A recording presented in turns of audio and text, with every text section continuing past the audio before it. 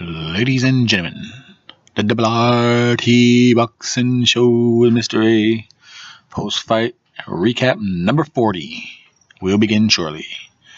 In 5, 4, 3, 2. The big 4-0, folks. 4-0. We get work done around here. Another WBSS post-fight recap coverage. This is on the WBA super middleweight title bout between George St. Groves and Chris Eubank Jr.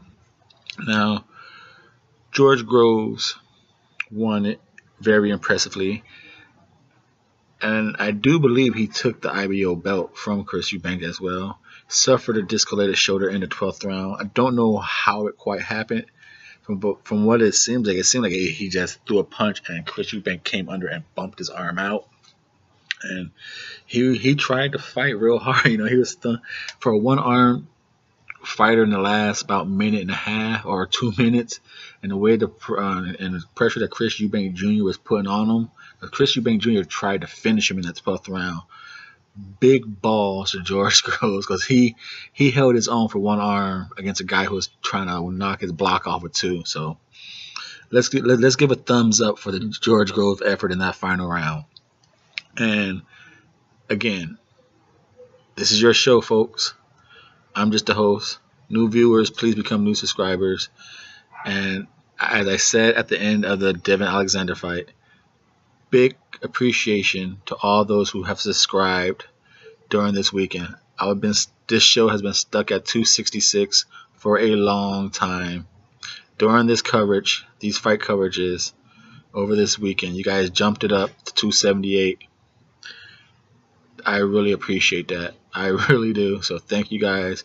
And if you're a new viewer, please keep that number climbing. Let's get it to 300, and then we could talk about, like I said, this is your show. The Ready Talk Boxing Show. I'm just your host, and we cover more than the same 5 names and the same 5 topics. Now, let's get back to this fight here. This fight was the first 6 rounds with some horse maneuver. The fight didn't really start until the 7th round. Now, in round 3, Chris Eubank. We're going to talk about the crappy ass 6 rounds in the beginning, because the same mistakes that Chris Eubank Jr. was making in those 6 rounds he made throughout the whole fight. Now, there's 2 sides to this coin, like this quarter here, this quarter right here. There's a nice head side, there's a nice tail side. George Groves fought a beautiful fight, while Chris Eubanks fought a decent fight the second half. But overall, it was just horrible technique. The game plan wasn't bad, because I seen a lot of people's things on the internet, say about game plan. What was the game plan? The game plan was to pressure and beat the hell out of George Groves. And what was wrong is he didn't use the proper technique to get in to do that game plan. Now part of that had to do with the beautiful game plan George Groves did. Now we know George Groves uses the ring beautifully. He will walk around that ring. Now, why I give such big kudos to George Groves' game plan? What is Chris? Because basically this fight went exactly how everyone thought it would be. If a fight is on the outside, George Groves is going to box the hell out of Chris Eubanks Jr. Me, myself, I thought Chris Eubanks Jr. will fight like he did against Yarderman. He used a jab. Wasn't a terrific, but he used a jab. In this fight, I thought he was going to use a jab to at least stop the movement, at least jab himself into the moving George Groves, and then once he gets close enough, then start letting off his power shots, his combinations. He didn't do no jabbing. He just went for the power shots. Swinging like this, wide as hell, from like a 1.5 feet out, against a number 1 seed, folks. Swinging from way back here And George Groves is like, oh wow, well, what is this big ass gap right here? Okay, left hook counter, boom, right hand, all the time. He just kept timing it. Oh, here comes another wild ass punch. Either he just ducked it, or he swayed, and then, or here it comes. He just right hand. It's like Chris Eubank just said, hey, here comes a punch. Here's all this to punch in between. Look, you can't even see my arm. I'm off screen. That's how wide Chris Eubank was punching. Ooh, and he just get all this space. You know, like I thought he was gonna jab himself in and then start doing that crazy shit. Now, that's like we said, that's his bread and butter. Those high volume comes. And what did George Groves do? He constantly moved around the ring, so Chris Eubank couldn't dig his feet in to deliver his crazy stuff. That's his bread and butter, that high volume. But your feet need to be set to deliver power shots in a high volume. And when George Groves moving, Chris Eubank could not set his feet, and therefore it took away his best asset, his high volume power. You know, and I'm not saying he has the greatest power, but you guys know what I mean on this one. And doing so, it kept Eubanks on the outside, waiting for the opportunity. And like I said, this fight, everyone said, if it's on the outside, George Groves is going to box his head off. If it's on the inside, George Groves is going to have a problem. And every time it did kind of get in the inside, Groves got him in a headlock, cleaned on him, you know, broke it up, or he got in some trouble. Now,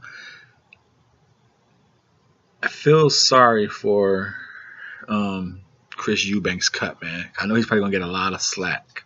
Because Chris Eubank was bleeding his head off like a mother. You know, he was bleeding bad. But it's his own fault. Now, the way the cut happened was in the third round.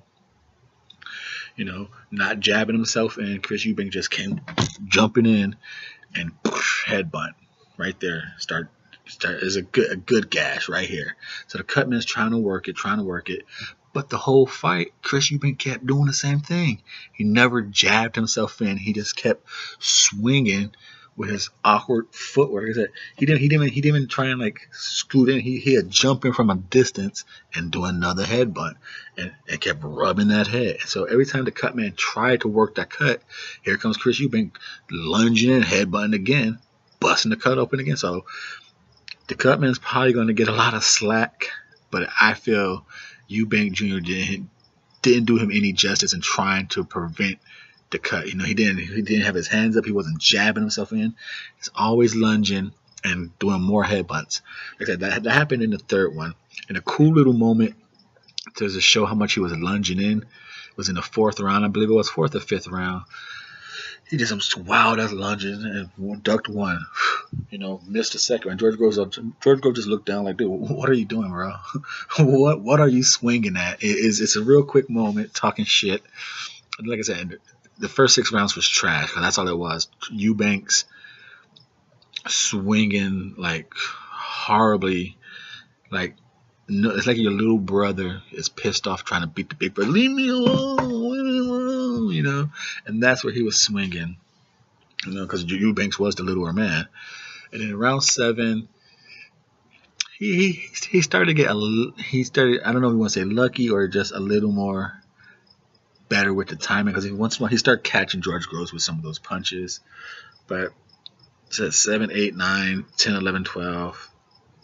It was all the same thing. Sonic boom punches. You know, sonic boom. If you're a Street Fighter, you know how Gayu does it. Sonic boom. Sonic boom. And that's how Chris Eubank was punching. And like I said, he just kept getting picked. So when that wide punch comes, boom, boom. Like I said, and when he did get close, he tried to do his little famous uppercuts. And I always said, as good as those uppercuts look, he leans one way, and this is all open. So as he's leaning in, George goes, just hit him. They weren't power shots. He just like, you know, little shots like that, just enough to get him off of rhythm for sending into his power shots. And then when he wasn't doing that, I'm surprised the referee didn't do maybe one warning or something, because George Groves was getting him in a nice little headlock. But hey, if the referee ain't gonna call it, choke the shit out of him.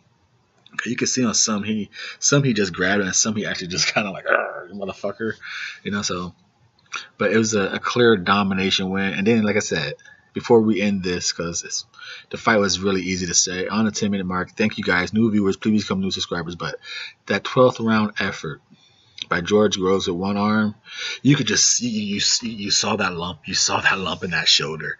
You knew something was wrong. Like I said, and I think it was just when a punch landed and Eubank was ducking under, I think he just popped his arm up, freak accident style.